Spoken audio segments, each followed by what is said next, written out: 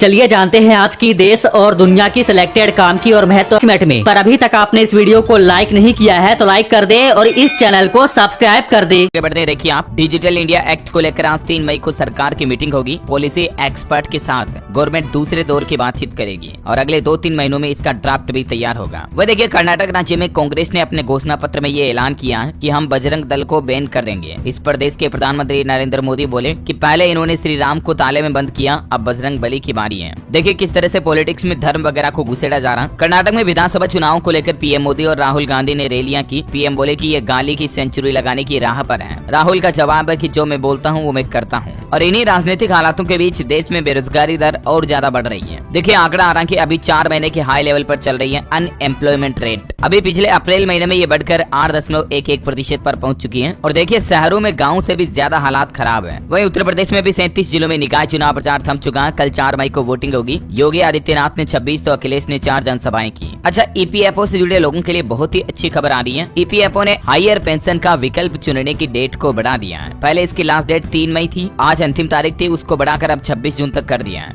यानी कर्मचारी भविष्य निधि संगठन ने अधिक पेंशन पाने वालों को आवेदन करने का एक और मौका दिया है। अब आप 26 जून तक हायर पेंशन विकल्प चुन सकेंगे, है ना। अच्छा वही दोस्तों, दुनिया भर के लिए एक बड़ी अच्छी खुशखबरी आ रही है। देखिए आप कि साल 2023 में एशिया पैसिफिक के चलते ग्लोबल इकोनॉमी को रफ्तार मिलेगी और इसमें भारत और चीन देशों का बड़ा योगदान रहेगा। वर्ल्ड इकोनॉमिक आउटलुक 2023 में IMF ने भी एक ग्रोथ अनुमान बताया है। हालांकि दोस्तों WEF यानी कि वर्ल्ड इकोनॉमिक फोरम ने नौकरियों को लेकर एक बड़ी चौंकाने वाली रिपोर्ट जारी की है। देखिए आपकी अगले 5 सालों में दुनिया भर से 1,40,00,000 नौकरियां खत्म हो जाएगी। अब आप ये सोच रहे होंगे कि इसके पीछे क्या वजह है। तो दरअसल WEF का कहना है कि अर्थव्यवस्थाओं के कमजोर होने और कंपनियों द्वारा आर्टिफिशियल इंटेलिजेंस यानी कि AI जैसी तकनीकों को अपनाने को बढ़ावा देने के कारण अगले 5 सालों में वैश्विक नौकरी बाजार को बड़ा झटका लग सकता है। WEF यानी वर्ल्ड इकोनॉमिक फोरम की नई रिपोर्ट में ये जानकारी सामने आई है। हालांकि इससे कई सारे क्षेत्र में लोगों के लिए करियर ऑप्शन बढ़ेंगे, जैसे डिजिटल कॉमर्स, शिक्षा यानी एजुकेशन, कृषि वगैरह में ज्यादा अपॉर्चुनिटीज मिलेगी। लेकिन जो फिजिकल नौकरियां हैं वो खत्म होंगी। और ऐसे में कहीं ना कहीं देखा जाए दोस्तों तो AI हमारी जिंदगी को आसान तो बनाएगा, लेकिन इससे बेरोजगारी भी पैदा होगी। आर्टिफिशियल इंटेलिजेंस पर कुछ और अपडेट देखिए आप कि AI के गॉडफादर कहे जाने वाले जाफरा हिंटन ने गूगल कंपनी से इस्तीफा दे दिया। उन्होंने तो यहाँ तक कि AI को मानवता के लिए भी खतरा बताया है। और भारत में भी नौकरियों का स्वरूप इसकी वजह से बदलेगा, जिसमें AI का अहम रोल रहेगा। सैमसंग कंपनी ने एम्प्लॉइज के लिए AI टूल्स को बैन कर दिया। सेंसिटिव डेटा लीक होने के बाद कंपनी ने ये कदम उठाया है। और देखिए हमारे देश में भी गवर्नमेंट AI को बढ़ावा देने के लिए जल्द ही आर्टिफिशियल इंटेलिजेंस का एक इकोसिस्टम बनाएगी और इसके लिए केंद्र सरकार डिजिटल गवर्नमेंट्स का देसी चैट GPT भी डेवलप करेगी। इस प्रोजेक्ट पर 1625 करोड़ रुपए खर्च होंगे। अच्छा बड़ी खबर देखिए, केदारनाथ धाम में लगातार बर्फबारी के चलते 3 मई तक के लिए 4 धाम यात्रा को रोक दिया गया। अब हो सकता है कि मौसम खुला तो 4 मई के बाद वापस यात्रा शुरू हो। अच्छा बड़ी खबर देखिए, केंद्र सरकार ने सभी राज्य सरकारों से सट्टेबाजी से संबंधित विज्ञापनों पर नकेल कसने के लिए कहा है। गैम्बलिंग से जुड़े एडवर्टाइजमेंट को अब बैन किया जाएगा। वह देखिए आधार कार्ड से जुड़े ईमेल और मोबाइल नंबर को सत्यापित करने की अनुमति भी मिल चुकी है। जी हाँ, दरअसल उदय की तरफ से आधार कार्ड के लिए एक नई सुविधा लॉन्च की गई है। अब आप घर बैठे ही अपना ईमेल और फोन नंबर वेरीफाई कर पाएंगे और लोगों को उदय की इस सुविधा से ये भी जानकारी मिल जाएगी कि आपका आधार कार्ड आपके मोबाइल नंबर से लिंक है या नहीं। और नहीं भी है दोस्तों तब भी अब आप घर बैठे उदय के ऑनलाइन पोर्टल के जरिए अपने आधार कार्ड से मोबाइल नंबर और ईमेल को वेरीफाई कर पाएंगे। अच्छा, इंडियन रेलवे की एक नई पहल देखिए, अब आप अपने कुत्ते बिल्ली को भी रेलवे में आसानी से यात्रा करा पाएंगे। दरअसल रेल मंत्रालय की तरफ से अब कुत्ते बिल्ली की भी ऑनलाइन टिकट बुकिंग सुविधा शुरू करने का प्रस्ताव तैयार किया गया। यानी कि आप रेल यात्रा कर रहे हो ना, तो आपके साथ में कोई आपका पालतू जानवर, पेट वगैरह है या नहीं, ये ऑप्शन आपको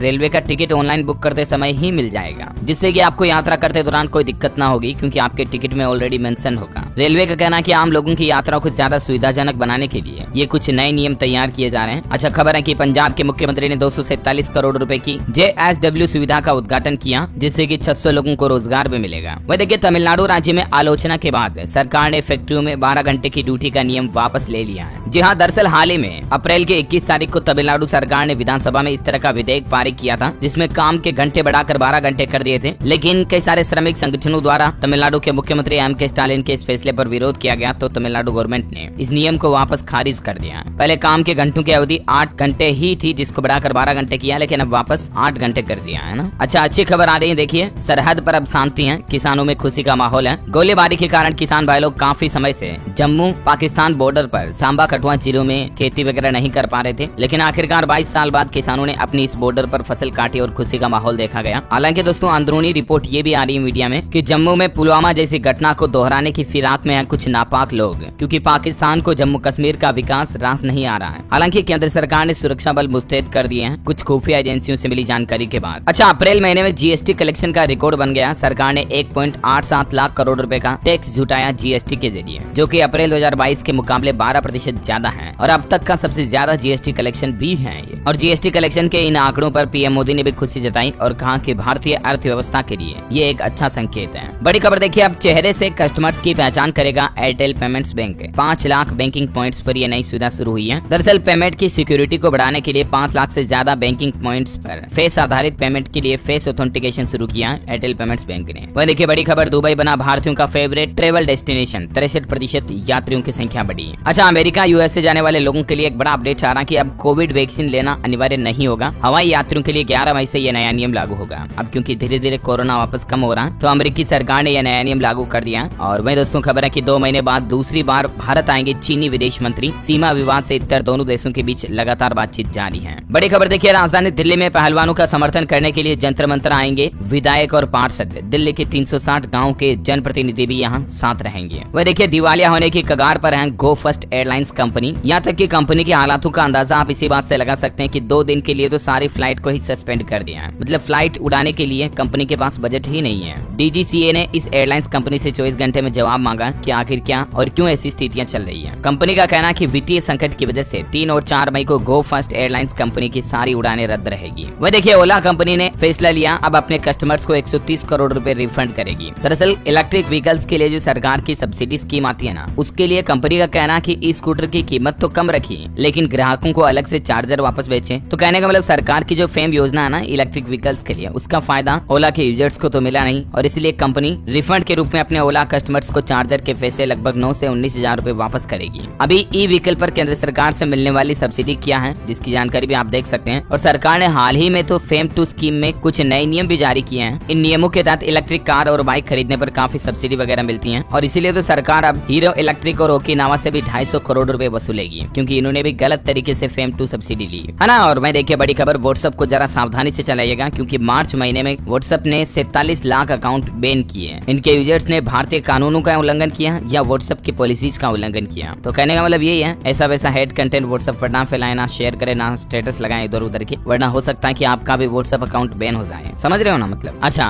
वह दोस्तों मार्केट से कुछ अपडेट देखिए आप। अडानी ग्रीन टोटल गैस का मुनाफा बढ़ा, एनडीटीवी का गिरा। चौथी तिमाही के नतीजों के बाद शेयरों में भी तेजी देखी गई। वहीं यूरोप का सबसे बड़ा फ्यूल सप्लायर बना हमारा भारत। हर दिन 3,60,000 बैरल से भी ज्यादा रिफाइंड फ्यूल खरीद रहा है यूरोप भारत से। और खबर है दोस्तों कि आने वाले भविष्य में चांदी आपको अच्छा मुनाफा दे सकती है निवेश करने के हिसाब से, क्योंकि ग्रीन टेक्नोलॉजीज में चांदी की डिमांड काफी ज्यादा बढ़ रही है और इसीलिए कुछ मार्केट एक्सपर्ट्स का यह मानना है कि इसके भाव बढ़ सकते हैं। हालांकि आप इसे मेरी ओपिनियन मत समझिएगा, क्योंकि कई बार निवेश करना काफी जोखिम भरा भी हो सकता है। कभी भी स्टॉक मार्केट वगैरह में निवेश करो ना, किसी भी चीज में, कमोडिटी में, तो काफी रिसर्च करने के बाद आप अपने खुद के एनालिसिस के बाद ही पैसे लगाएं, वरना देखिए हालात कुछ ऐसे हो जाते हैं। ये बंगलुरु के एक शख्स की दास्तान है। इस शख्स को स्टॉक मार्केट में निवेश करने की ऐसी लत लग गई कि जीवन भर की सेविंग कमाई को तो डुबो दिया और उसके बाद ये अस्पताल पहुंचा कि मेरा इलाज कर दो। डॉक्टरों के लिए भी ये एकदम नया केस था, क्योंकि उन्होंने पहली बार किसी ऐसे मरीज को देखा जो स्टॉक मार्केट की लत छुड़ाने के लिए अस्पताल जा रहा है। मतलब नशा मुक्ति के लिए जाए तो ठीक है। देखिए आप, इस शख्स ने 30 लाख गंवाने के बाद उधार लेकर भी मार्केट से पैसा गंवाया। तो कहने का मतलब ये है दोस्तों, काफी कुछ रिस्की होती है चीजें, कदम कदम जरा सावधानी से, है ना। अच्छा बड़ी खबर है, 82 साल के शरद पवार ने एनसीपी अध्यक्ष का पद छोड़ा।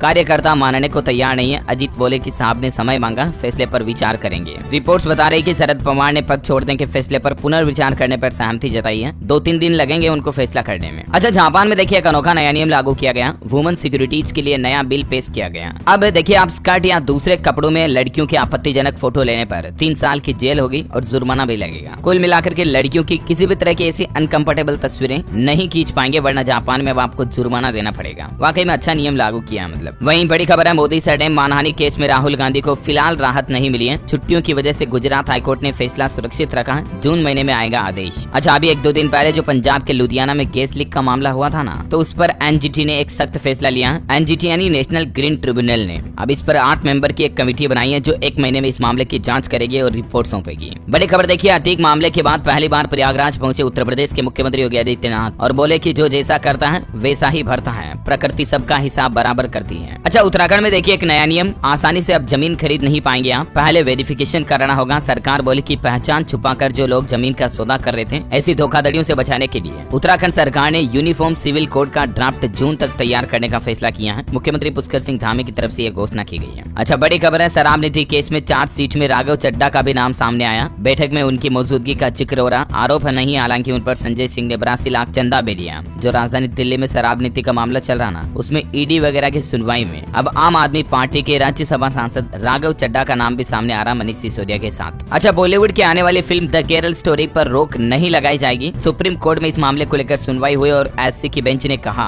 कि फिल्म को पहले ही सर्टिफिकेट मिल चुका है, ये हेड स्पीच का मामला नहीं है। अच्छा, बड़ी खबर है, मध्य प्रदेश में डॉक्टर्स और सरकार के बीच बातचीत से सहमति नहीं बनी और डॉक्टरों ने चेतावनी जारी कर दी, आज से ही हड़ताल पर जाएंगे। हालांकि अभी भी सरकार ने प्राइवेट अस्पतालों से जानकारी मांगी है, लेकिन हो सकता है कि आज से ही मध्य प्रदेश में आपको अस्पतालों की स्वास्थ्य सेवाओं की काफी असुविधाएं देखने को मिल सकती हैं। बड़ी खबर है, हरियाणा की ब्यूरोक्रेसी को मुख्यमंत्री मनोहर लाल सरकार ने बड़ा झटका दिया है। अब सरकारी गाड़ी के निजी इस्तेमाल पर सैलरी कटेगी। सरकारी गाड़ी के द्वारा घर आने जाने पर आपको 1000 रुपए का फाइन भी देना पड़ेगा।